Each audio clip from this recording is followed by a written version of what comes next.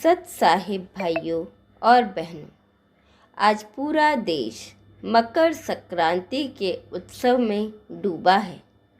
चारों तरफ पतंगे हैं, तिल गुड़ की मिठास है और नदियों के तटों पर आस्था का सैलाब है। हम इसे सूर्य के उत्तरायण होने का उत्सव कहते हैं, यानी सूर्य का धनु राशि से मकर राशि में प्रवेश।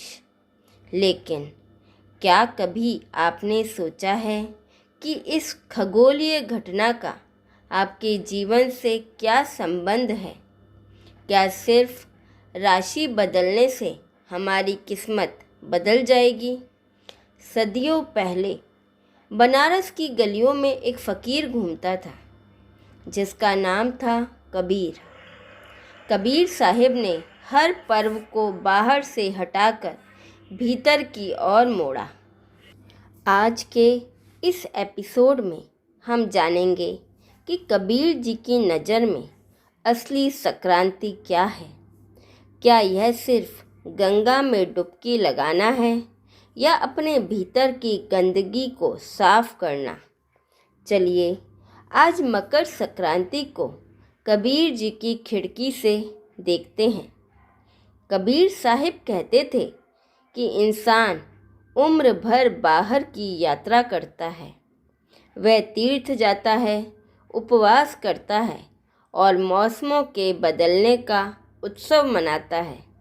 लेकिन कबीर जी का एक बड़ा प्रसिद्ध दोहा है, मन ही पूजा मन ही धूप, मन ही से सब होए। इसका अर्थ गहरा है। कबीर जी कहते हैं कि तुम सूर्य के बदलने का इंतज़ार क्यों कर रहे हो? असली संक्रांति तब है जब तुम्हारा मन बदले। मकर संक्रांति पर हम सूर्य की पूजा करते हैं क्योंकि वह प्रकाश का स्रोत है। लेकिन कबीर जी पूछते हैं, उस दिए का क्या फ़ायदा जो बाहर तो जल रहा है पर जिसके घर के भीतर अभी भी अज्ञान का अंधेरा है। आज के दिन लाखों लोग नदियों में स्नान करते हैं। कबीर जी इस पर कटाक्ष करते हुए कहते हैं कि अगर पानी में नहाने से ही मोक्ष मिलता तो मछलियाँ सबसे पहले स्वर्ग जाती। असली स्नान विचारों का स्नान है। जब तक आपकी चेतना में बदलाव नहीं आता तब तक संक्रांति सिर्फ कैलेंडर की एक तारीख बनकर रह जाती है। मकर संक्रांति को उत्तरायण की शुरुआत माना जाता है। विज्ञान कहता है कि सूर्य उत्तर की ओर गमन करता है, लेकिन अध्यात्म में उत्तरायण का अर्थ बहुत अलग है। अध्यात्म में उत्तर यानी ऊपर। कबीर जी की दृष्टि में उत्तरायण का अर्थ है अपनी चेतना को ऊपर उठाना। हमारे भीतर कई चक्र हैं, कई भावनाएं हैं। जब हम क्रोध, लोभ और ईर्ष्या के दक्षिणायन यानी निचले स्तरों में जीते हैं तो हम अंधेरे में होते हैं। जैसे ही हम करुणा, प्रेम और बोध की ओर बढ़ते हैं, हम अपने जीवन में उत्तरायण की शुरुआत करते हैं। कबीर जी कहते हैं कि असली संक्रांति तब घटित होती है जब मनुष्य अपनी निम्न प्रवृत्तियों को छोड़कर उच्च आदर्शों की ओर कदम बढ़ाता है। क्या इस संक्रांति पर आपने अपने क्रोध को त्यागने का संकल्प लिया? क्या आपने अपने भीतर के अंधेरे को पहचाना? अगर नहीं, तो सूर्य की दिशा बदलने से आपके जीवन की दिशा नहीं बदलेगी। संक्रांति पर एक परंपरा है, तिल गुड़ घ्या और गोड़ गोड़ बोला। तिल गुड़ लीजिए और मीठा बोलिए। कबीर साहिब ने भी मीठी वाणी पर बहुत जोर दिया है। उनका प्रसिद्ध दोहा है, ऐसी वाणी बोलिए मन का आपा खोए। औरन को शीतल करे आपहु शीतल होए।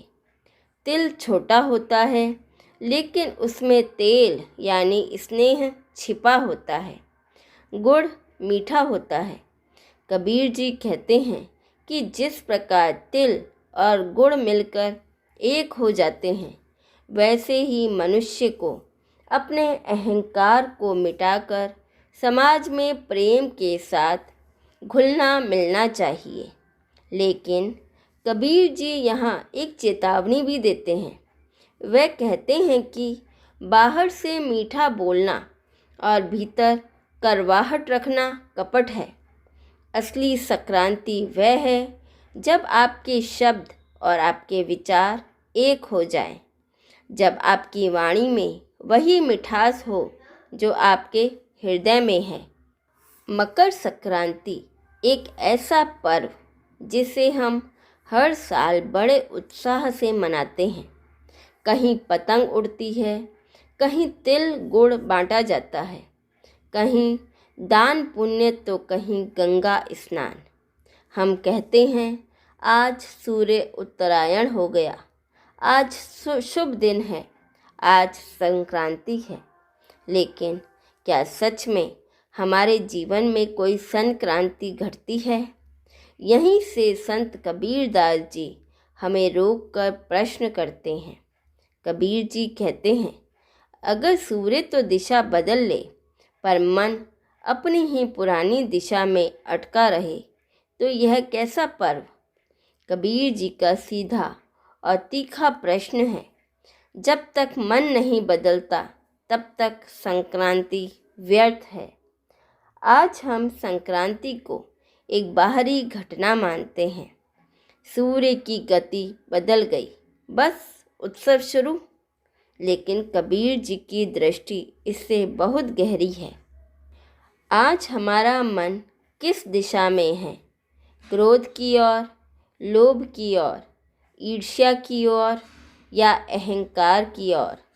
अगर मन अब भी मैं, मेरा, मुझे में उलझा हुआ है तो सूर्य चाहे उत्तरायण हो जाए, जीवन तो दक्षिणायन में ही रहेगा।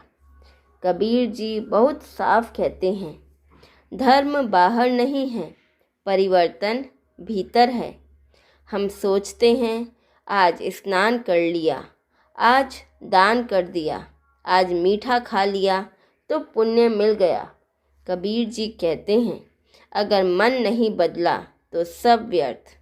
कबीर जी की दृष्टि में असली संक्रांति वह क्षण है जब मन अंधकार से प्रकाश की ओर मुड़ता है, जब अज्ञान से ज्ञान की ओर, अहंकार से विनम्रता की ओर और भ्रम से सत्य की ओर यात्रा शुरू होती है। हम बाहर पतंग उड़ाते हैं पर कबीर जी कहते हैं, मन की पतंग उड़ाओ। मन जो भूख में फंसा है, डर में फंसा है, तुलना में फंसा है, उसे ऊपर उठाओ। यही उत्तरायण है। कबीर जी यह नहीं कहते कि पर्व मत मनाओ, वे कहते हैं पर्व को अर्थ दो।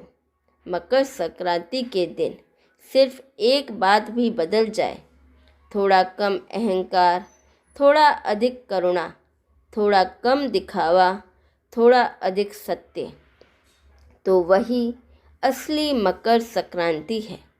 कबीर जी हमें यह भी याद दिलाते हैं कि सूर्य तो रोज़ उगता है, पर क्या चेतना भी रोज़ जागती है? हम दीपक जलाते हैं, पर क्या भीतर का अंधेरा कम होता है? कबीर जी का पूरा दर्शन भीतर की क्रांति का दर्शन है। वह कहते हैं, क्रांति बाहर नहीं, मन में घटती है। जब मन बदलता है तभी जीवन बदलता है। तो भाइयों और बहनों, इस मकर संक्रांति पर जब आप पतंग उड़ाएं तो सोचें कि क्या आपकी आत्मा भी उन ऊंचाइयों को छूने के लिए तैयार है। जब आप तिल गुड़ खाएं तो पूछें कि क्या आपके भीतर का अहंकार पिघला है।